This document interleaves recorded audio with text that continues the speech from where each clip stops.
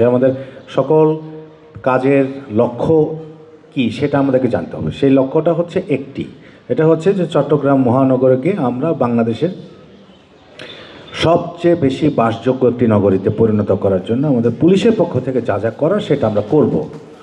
তো citizens forum আমাদের সেই লক্ষ্য অর্জনে একটি গুরুত্বপূর্ণ পদক্ষেপ, অত্যন্ত গুরুত্বপূর্ণ পদক্ষেপ। কারণ কমিউনিটি পার্টিসিপেশন ছাড়া আসলে পুলিশিং কিন্তু সম্ভব না।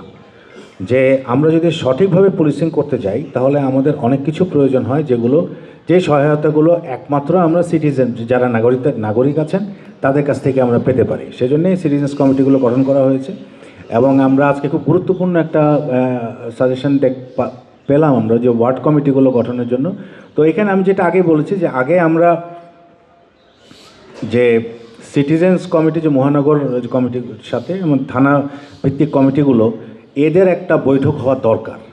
এই বৈঠকটা হওয়ার পরে সেখানে আমরা খুব বেশি আমাদের পার্টিসিপেশন থাকবে না। এখানে আমাদের একজন, আপনারা বললে আমাদের একজন অ্যাডিশনাল কমিশনার থাকবেন। এখানে আমি চাই যে পুলিশিংয়ের যে উদ্যোগটা, কমিউনিটি পুলিশিং বা সিটিজেন্স ফোরামের যে আপনার নিরাপত্তার বিষয়ে যে ল অ্যান্ড অর্ডার রাখার বিষয়ে এই উদ্যোগটা আমি চাই যে সিটিজেনদের মধ্যে থেকে আসুক।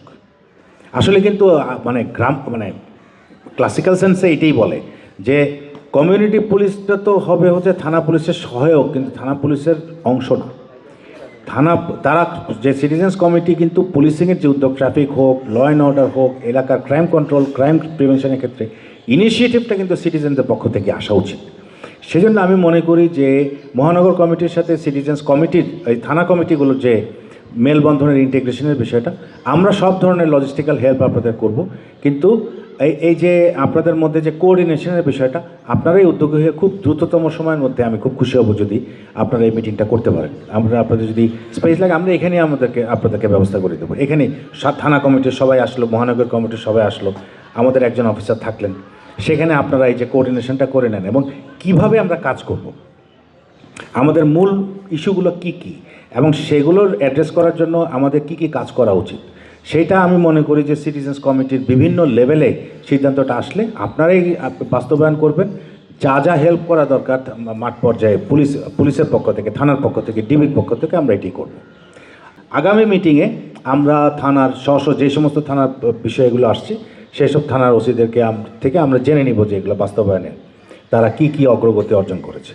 আমার মনে হয় স্পেশাল ব্রাঞ্চের মাধ্যমে পুলিশ কমিশনার মহোদয় যদি ব্যবস্থা না নেয়, থানা কমিটির মাধ্যমে পারবে না। কারণ থানা কমিটির ম্যানেজ করার চেষ্টা পারবে না, কিন্তু যারা ময়দানে আসে তাদেরকে সহায়তা করে না অনেকেই।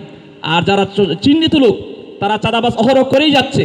আমি অনুরোধ করব পুলিশ কমিশনার মহোদয়কে, আপনাদের স্পেশাল ব্রাঞ্চের মাধ্যমে আপনাদের নির্দিষ্ট একটি নাম্বার দেন, আমাদের যাদের নাম বলবো তাদের আমাদের তথ্য গোপন থাকে মতো